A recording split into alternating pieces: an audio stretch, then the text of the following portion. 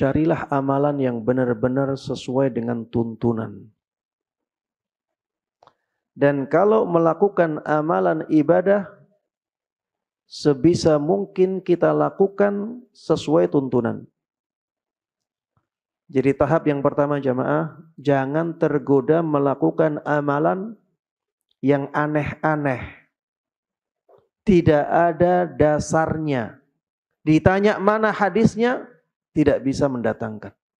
Sudah berat, kalau ditanya mana dalilnya, ternyata tidak bisa mendatangkan dalil.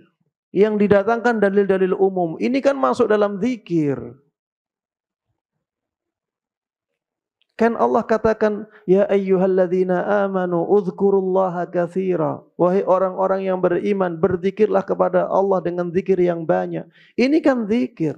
Jadi tidak ada masalah kita baca ya Latif sampai 60.000, sampai 100.000.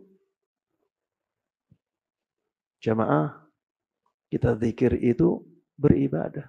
Kita beribadah itu harus ada tuntunannya. Ini tahap pertama, ya. Kalau kita melakukan amalan-amalan ibadah, tidak ada contohnya dari Nabi, amalannya menjadi sia-sia jemaah. Allah tidak akan mau menerimanya, walaupun niat kita baik. Walaupun niat kita baik. Jadi dalam masalah ibadah, niat saja itu tidak cukup. Harus sesuai dengan aturan. Kalau kita bekerja di kantor jamaah, atau bekerja di perusahaan, kita sebagai pegawai misalnya. Apakah kita bisa mengabaikan peraturan yang penting perusahaannya untung? Bisa kita seperti itu? Tidak bisa. Kita harus melakukan dua-duanya. Kita harus melakukan sesuatu yang sesuai dengan aturan, dan kita harus berusaha menjadikan perusahaan itu berkembang dan mendapatkan keuntungan.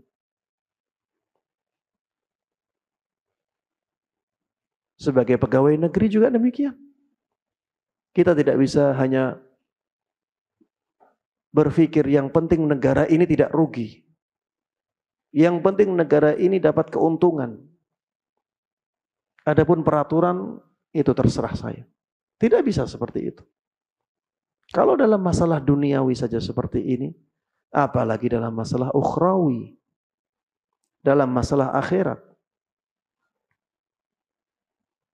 Di samping kita harus ikhlas hanya untuk mendapatkan pahala dari Allah, kita juga harus sesuai aturan, sesuai dengan tuntunan.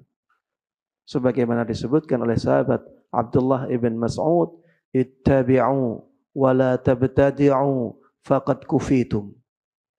Ikuti aturan, jangan buat aturan-aturan sendiri. Kalian itu sudah dicukupi. Aturan beribadah sudah lengkap, tinggal kita jalankan. Ya. Islam itu sudah sempurna jamaah. Semuanya sudah lengkap. Kita sebagai penganut agama ini tinggal mengikuti.